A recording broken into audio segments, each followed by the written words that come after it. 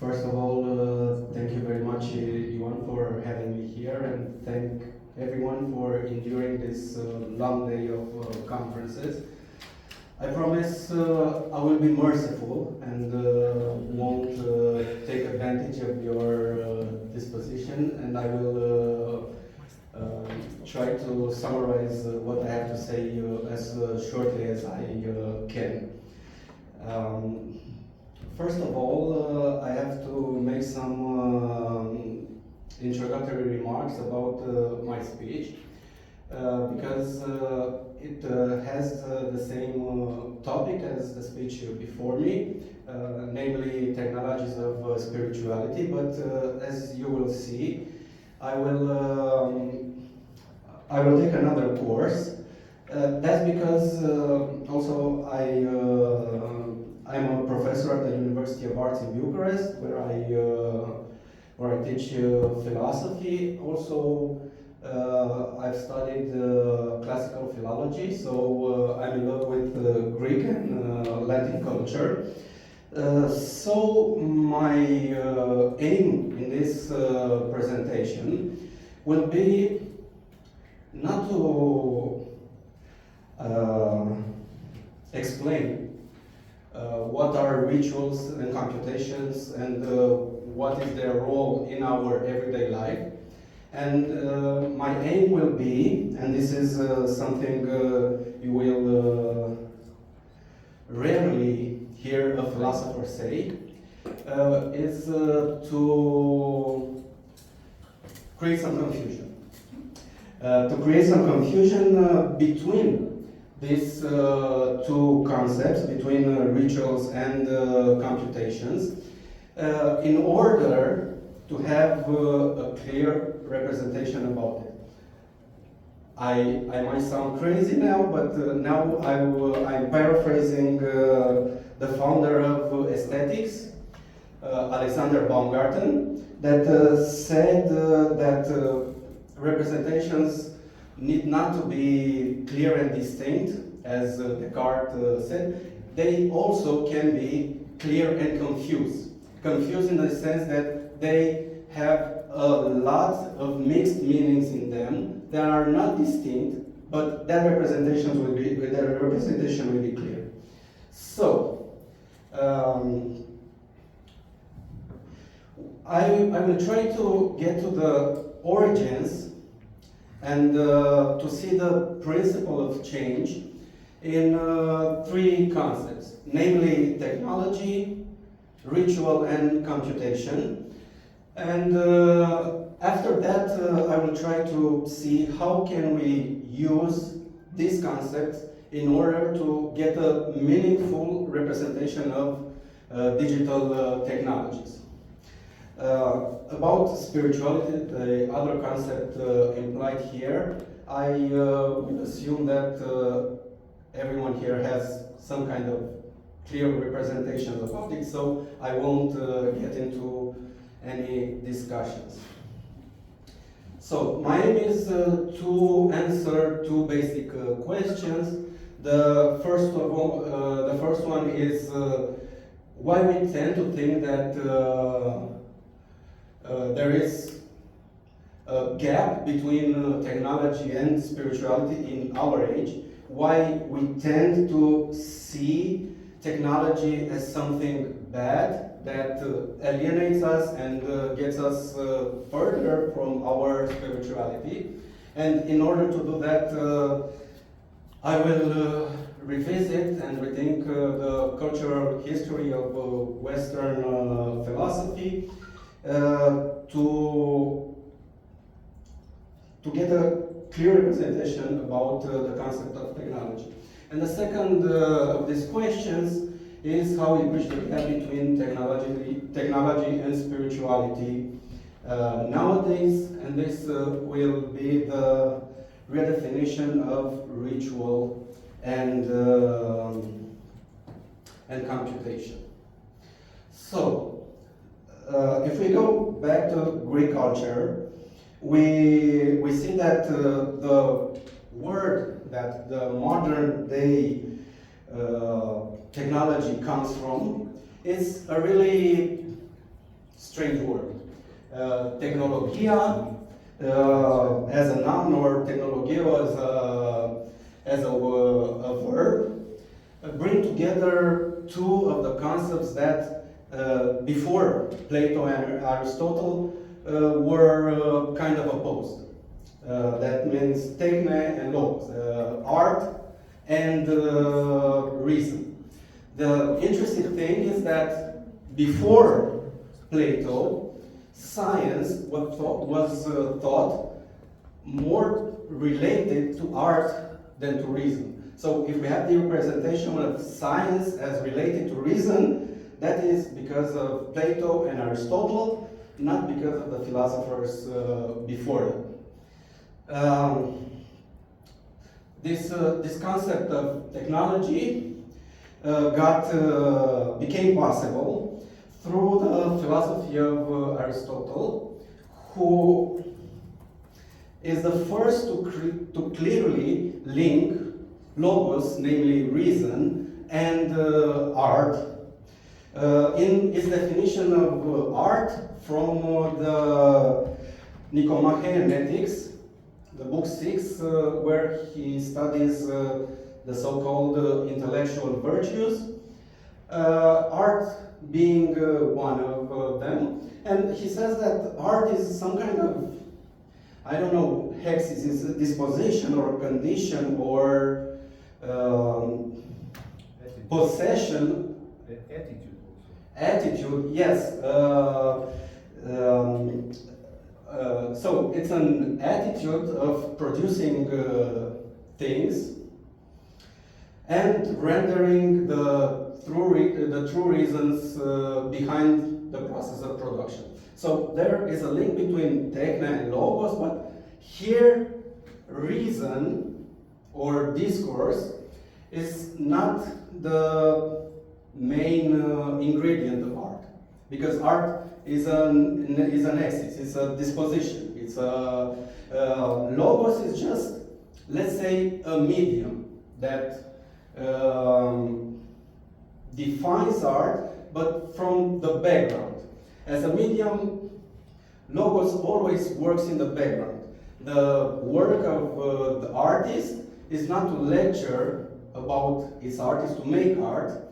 But if someone asks him how he does it, then he might he can have a discourse. This is interesting because in the same context, Aristotle said that there are two main stages of art. For the first one is thinking about the object you are about to produce, and the second one is production itself.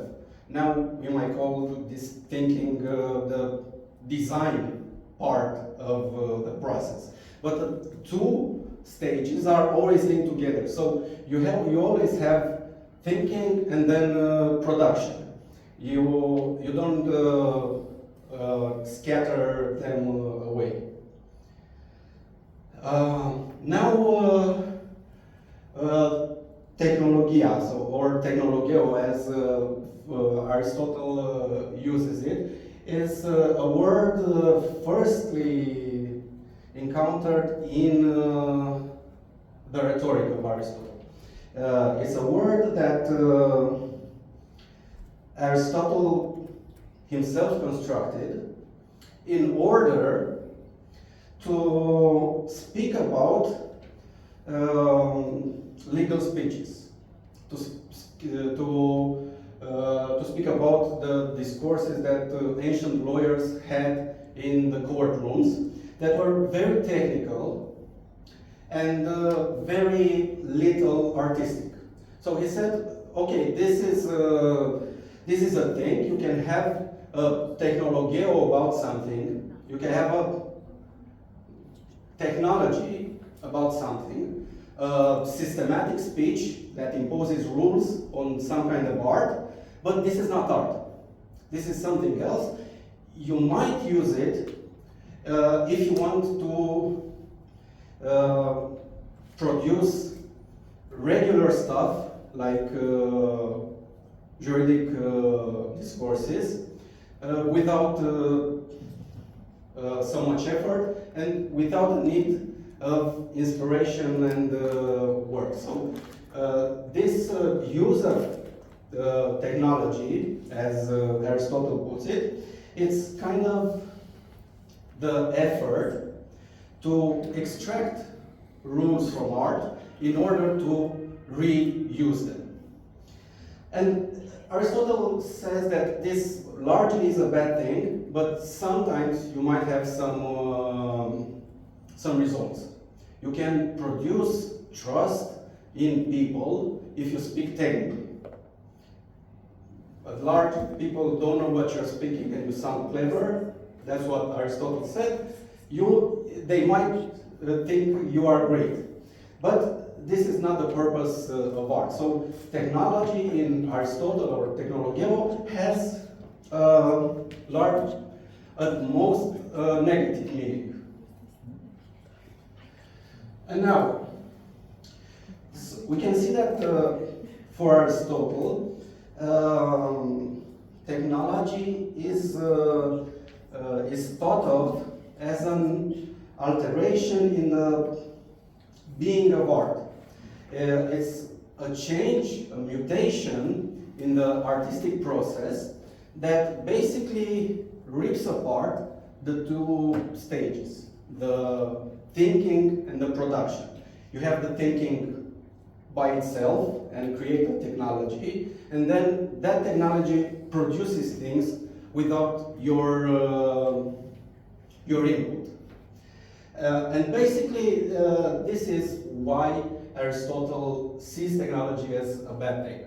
Another sense is that through technology, you might have an abstraction of the artistic process that permits regularization and systematic treating that it isn't possible in art itself, because Aristotle in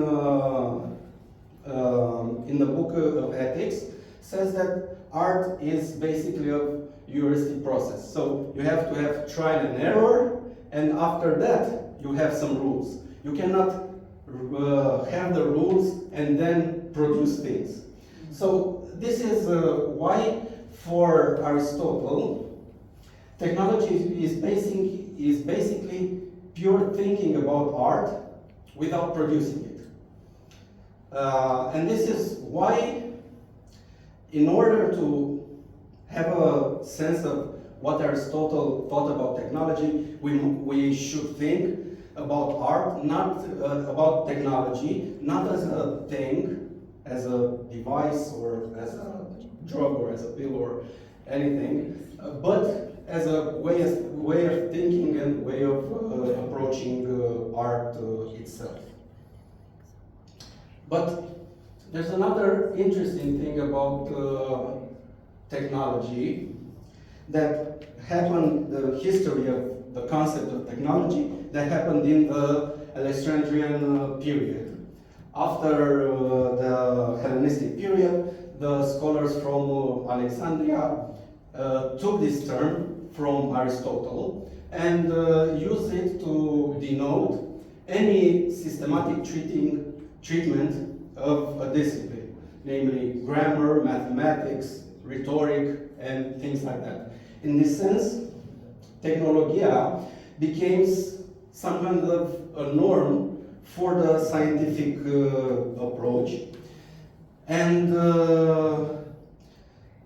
that renders you the ability to understand a field of study in a systematic manner. And there are places in which scholars from Alexandria talk about technology, about this systematic treatment, this doctrine, we can say, where they say that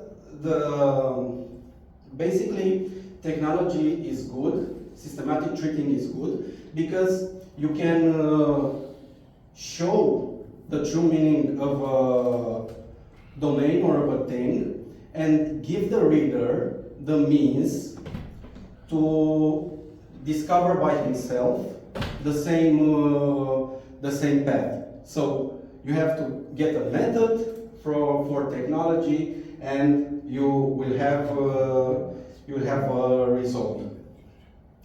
So I think this period is very interesting because it is linked to changes in art, in art from Greek and Roman culture, which we can see in this set of differences.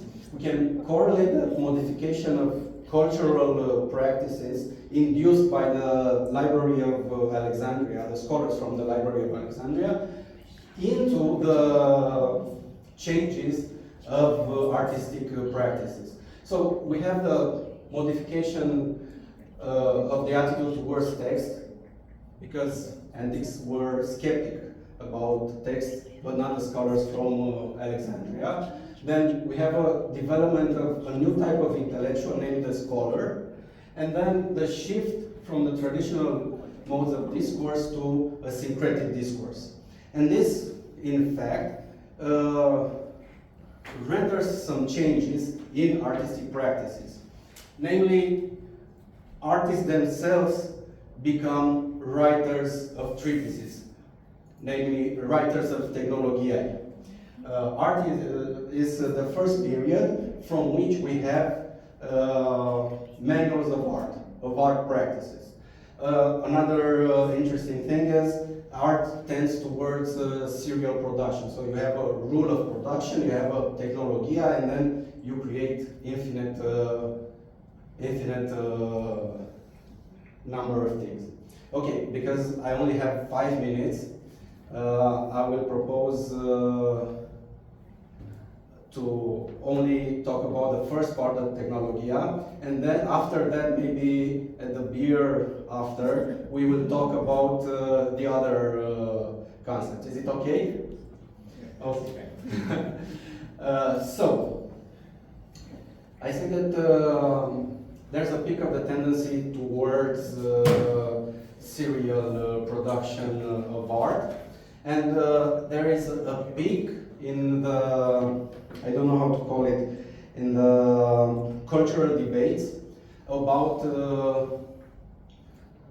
is that serial production really art? Namely, the sculptures of Greek gods that are serially made. Can they accommodate the presence of God? Because they are made by machines. They are made in series.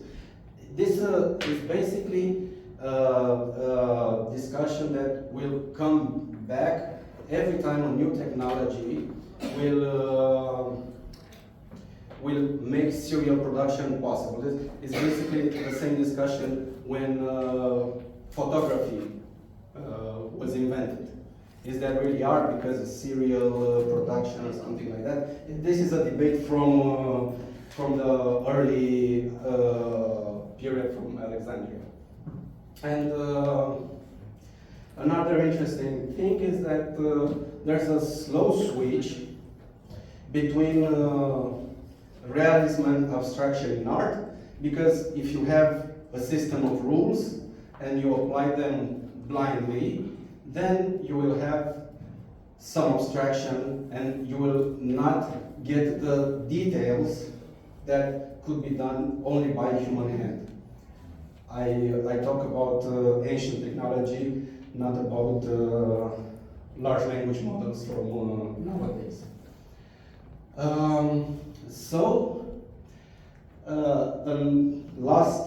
The last step is thinking about how technology entered, the concept of technology entered the Christian thinking, and it is also from the thinkers, the scholars from Alexandria, namely Philo of Alexandria and Clement of Alexandria, two thinkers, The first one is not Christian, but influenced Christians. The second one is considered, if I'm not mistaken, the first Christian theologian. Had this word in their books, and I will start with Philo, which, when writing about allegorical interpretation, has a passage in which he basically says that Moses gives a systematic account, namely a technologia, about the naming of all beings by Adam. And he interprets this that Moses could give a systematic account, namely to have knowledge, a true knowledge about this fact, because the naming of all beings was done by one man, and that is the original man, and it's a systematic naming. So it's the same sense in which the philosophers from Alexandria use the word technology. And the second one from Clement is another interesting passage, because Clement says that there is a technologia referring to the fear of God that is the source of salvation. And this technologia refers to an official church doctrine. So technologia is not a bad thing like in Aristotle. For Clement, is a systematic understanding of a spiritual domain, namely salvation. And another interesting thing is that in Alexandria, when theologians and philosophers got into debates, the sense of technology started to regress back to the sense in which Plato referred to it. Then we have Origenes, Basil the Great, Gregory of Nazianzus, that basically use technologia only to refer to heretic doctrines. And step by step, they were creating a distinction between theology and technology. And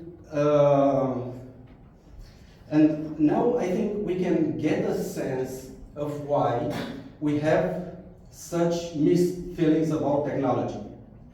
Because on some part of our spiritual history, it was viewed as a good thing. On another part of the spiritual history, it was viewed as something heretic. And starting from this blurring of lines, I think we can rethink the role technology has in our lives. And just as a linguistic funny fact, the word computation in Romanian it's computație. And everyone my age uses in the same sense as in English, as in computer calculated by algorithm. But if you look in the dictionary of Romanian language, computație means the calculation of the church calendar. So it's the same two-folded sense that technology is in a way something good, computation is something good, but in another way it is something abstract, something devoid of spirituality. Thank you very much for listening to me.